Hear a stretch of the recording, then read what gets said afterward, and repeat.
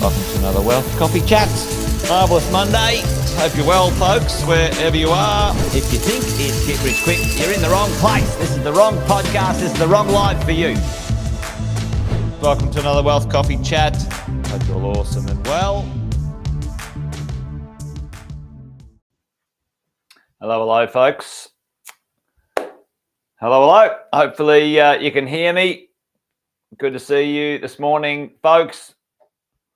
Welcome to Wealth Coffee Chats. Let me know in the chat if it's coming through loud and clear. Dave's there already, so good to see you, Dave. How you doing, mate? Welcome to a terrific Tuesday, folks. Hope you're rocking and rolling, getting ready for your day or getting your momentum for the week. Do some quick intros while things are warming up out there. Morning, Luke. Morning, Sharon. Morning, Brad. Good to see the early birds up and at it as we go. For those who don't know, most of you do know already, but Jason Witten's my name. Been property investing well over 20 years, coaching and mentoring property investors as well. And along the way, done a few deals, learned a couple things. And each morning we hang out and have a coffee, Wealth Coffee Chat, and, pontificate, share our ideas, strategies, experiences with you guys out there in the world of property investing to make sure we go the distance, get this thing done when it comes to building our property portfolio and sorting out what's real and what's noise in the world of property investing. So if that sounds a bit like you, welcome along. If you're new, great to hear from you in the chat. Say hello. Make sure you subscribe and click buttons and get notifications and all those sorts of things, because we do this live every weekday at about 10 past 8, folks. So there you go. Put it in the calendar. Put it on the reminder. Do whatever to make sure you get along. This morning, I thought we might talk about a little something. I've had this question a few times about, regional property investing, capital city property investing, and which is best. I never like the answer. I never like the question, what's best, because, it all depends. There's sort of how long's a piece of string and these sorts of answers. But let's talk about some things today, and let's talk about some data and some stats and why, most likely the best performer is the capital cities. Well, it is. However, for some of us, we might not be able to get in there, and because of price point, because of whatever it might be. And, how do we navigate that as a property investor? When we're starting out, you might not be able to go buy, a $1.5 million house within 15K of the CBD. That's going to be the best performer. No doubt. However, can you do that? The answer is probably no, especially when you're starting out. So what do you do? So that's what we might talk about today. And starting out is not the right term. It's building your portfolio, and sometimes, just sometimes, your buying power isn't that high. So let's talk about that today. But let's talk about some stats. You can't really see that, can you? And anyway, I thought it might be a bit clearer. However, I will read them out to you as you go. But let's have a look at this. I don't know if you can see this. I can't zoom in, unfortunately. But with some stats just recently showing the change in capital growth. Maybe I'll stand in front of it and ask the question. What city grew the most since 2020, folks? Put that in the chat, see if you know. And what, as a whole, grew the most? As in, it's just, I'll put that over there. There we go. All right, here's some questions. All right, let's do this. Which city grew the most? And as in percentage-wise. And did you see it already? Units have done well. However, which location? The capital cities or the regions, something like that. There's, and those things are large and whatever, but be interesting to find out what is a region, how do regions work. But anyway, let's have a little look at that. Perth and Adelaide. We've got Brisbane there from Alison. Brad's on Perth. Well, let's have a look. Let's have a look at the stats. Let's have a look at the data that. The winner, drum roll please, when it comes to the capital growth percentage-wise, not all growth is made equal. So let's have a look at this. The regional areas grew, according to this data, 53%. 53%, folks, in the last 4 years, 2020 to 2024, or thereabout. And the capital cities grew, and if you include the national is anyway, that's interesting.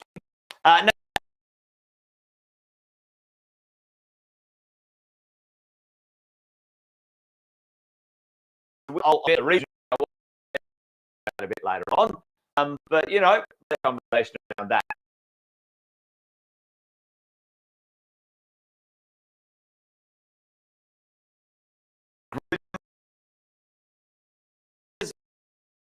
Next 4 years might be interesting. The proper all units, all points, so it's kind of interesting. The winner by 0.9%, Radelaide just knocked Brisbane off its perch. Brisbane came in at 63, and Perth 57%. Pretty good. Now, when you look at the big kahunas, the big cities, interestingly enough, the change in the bigger cities, Hobart was 36%, but Sydney 34%. Darwin 25%. Well, we won't even talk about Darwin. Oh, let's undo that. There we go. And Melbourne, by and large, 17%. Now, if you live in Melbourne, you've seen house prices do a lot more than that. So other things have stayed a bit. The damn internet connection. Anyway, there you go. So. Do we rush off and do we invest in the regions? Well, when you drill into it, folks, the capital cities, a number of capital cities, Adelaide, Perth, Brisbane, have outperformed the regional areas and are much more secure, solid areas for future wealth and investing, folks. So, for me, for you, would you rush off just because the stats say, 53% compared to 35%? The answer is no, all right? But when you have a look at it, let's drill into what is a region and what these things are, because regional areas, again, you can't see that very well, but I'll I'll use this map. Instead of drawing a map today, here's one I prepared earlier. Might be a little bit easier to maneuver the conversation as we go along. But, if you have a look at Sydney's population is 5 million. Same with Melbourne. Brisbane's 2.6. Perth, 2.1. Adelaide, 1.3. They're the big cities. They're the big populations. And when you are investing your portfolio, Sam has put together the idea that, if you want to diversify and have a stable portfolio with stable growth and stable momentum, exposure to the 5 cities, we call it the 5 city strategy, makes a lot of sense, right? So you've got, Sydney or Melbourne or both, if you can get into those two big cities. Why would you invest in 2 big cities like Sydney and Melbourne? Well, they've got employment power, they've got population size, they've got overseas immigration destinations, they've got student locations, they've got lots of things going for them, all right? Lots and lots of things going for them when it comes to those cities. So, they're the big kahunas in Australia. If you can get a piece of those 2 cities, then that's fantastic. Now, right now, we had a look back here just quickly. Melbourne had, a tough time through COVID, held it back. So Melbourne's got some ground to make up, folks. And still, the government down there are being absolute turkeys when it comes to, the treatment of property investors and other bits and pieces. Land tax bills came out the other day. It's about another $900 for most property owners and property investors. Now, don't get your knickers in a knot, folks. I've seen all these articles about people like selling, the world's ending, Now, I get very annoyed when the government just does a grotty grab for cash and just rolls people, like they're doing right now. Don't get me wrong. That's absolutely annoying. But it's not enough, folks. It's not enough to go and sell your property and get out of Melbourne. I think that's dumb and stupid. And it just shows what I call the good time Charlies, who shouldn't be investing in the first place if they carry on like a pork chop for a $900 bill when we're talking about, millions and millions and millions of dollars of wealth into the future. It makes no sense. Anyway, that's not my conversation today, right? Chris, no. Kalgoorlie, back in the day, tell you a quick story. I made $1 million in Kalgoorlie. I built 13 townhouses in Kalgoorlie in 2006. There you go. I bought a piece of land in Kalgoorlie. I got a development approval. I built it and I sold it. Should have kept it. And I never visited. I actually just visited only recently, last year in 2023, the first time I ever physically visited Kalgoorlie. But no, I wouldn't put Kalgoorlie on the list right now personally when it comes to where I would invest, because some of those locations are reasonably volatile when it comes to their employment. Okay, so that's the sort of thing. So what is a regional, folks? And you can't really see it here, but I'll read out the list, which are sort of close regionals when it comes to the regional places. Now, places like the Gold Coast, Newcastle, Sunshine Coast, Wollongong, Geelong, Townsville, Cairns, Toowoomba, Ballarat, Bendigo, Albury, Wodonga, Launceston, Mackay, Rockhampton, Bunbury, Coffs Harbour, Bundaberg, Hervey Bay, Wagga, Shepparton, Mildura, Port Macquarie. Like those sorts of towns are what we call, the regionals. And from Port Macquarie up to Gold Coast, 50,000 people in Port Macquarie, Gold Coast and Newcastle, 700 to 500,000, or probably a little bit more these days, because that is 2022. So, probably a couple more years of population. What does it all mean when it comes to should I invest in the regionals? Well, what's the pros and what's the cons of a regional town versus a city? Number one, certainly you can get some price point benefits in those towns. Now, you used to be able to go to like the Gold Coast or Newcastle or Sunny Coast or Wollongong or Geelong, and you would get, a house, maybe $150,000 less expensive than in the capital cities or closer to the capital city.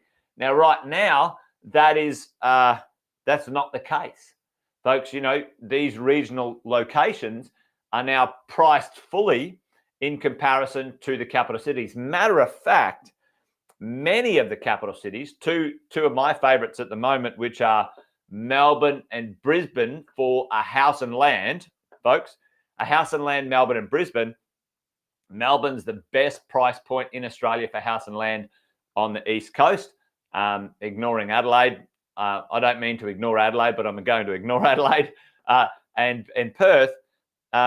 You can get into, house and land in Melbourne for, 600 to 650. Brisbane sort of 650 to 750, but those ones are quite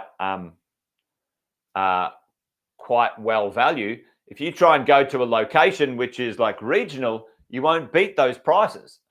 So right now you got to keep an eye on your rationale.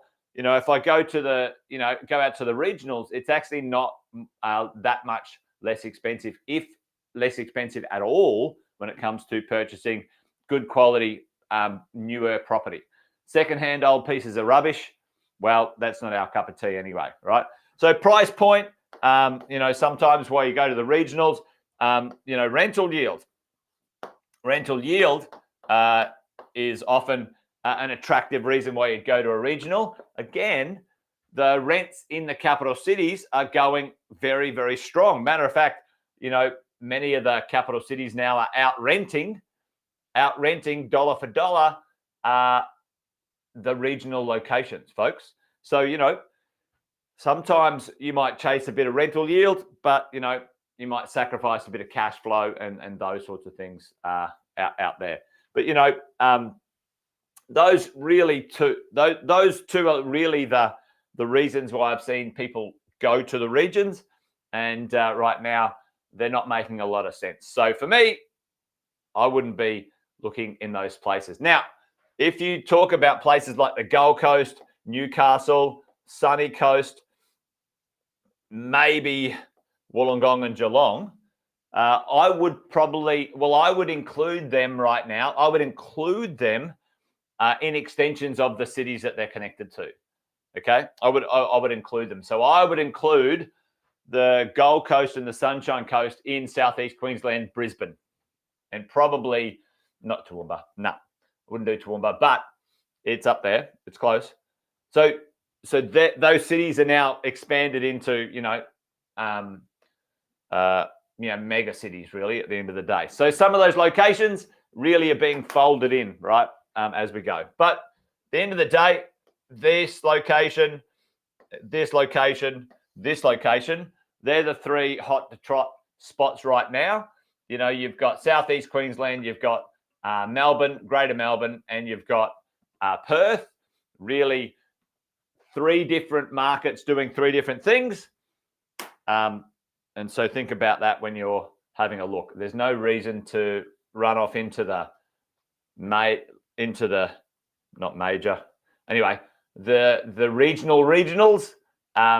when you can get very good property prices and price points closer to the cities. Anyway, that makes sense. Conversation about that. Few people have asked me about regional versus city, and for my money, I'd stick with the major cities or closer to them when it comes to investing. Anyway, there you go, folks. Wealth Coffee Chat done and dusted for today.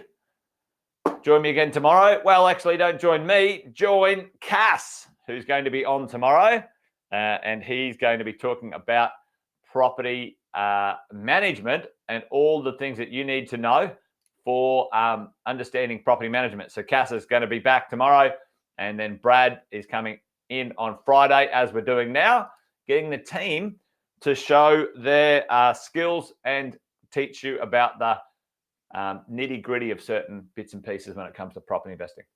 All right, folks, that's it from me. Like I said, join me again tomorrow. Not me, but Cass tomorrow for another show. Until then, folks, take care. Bye for now. That's it. Adios. See ya.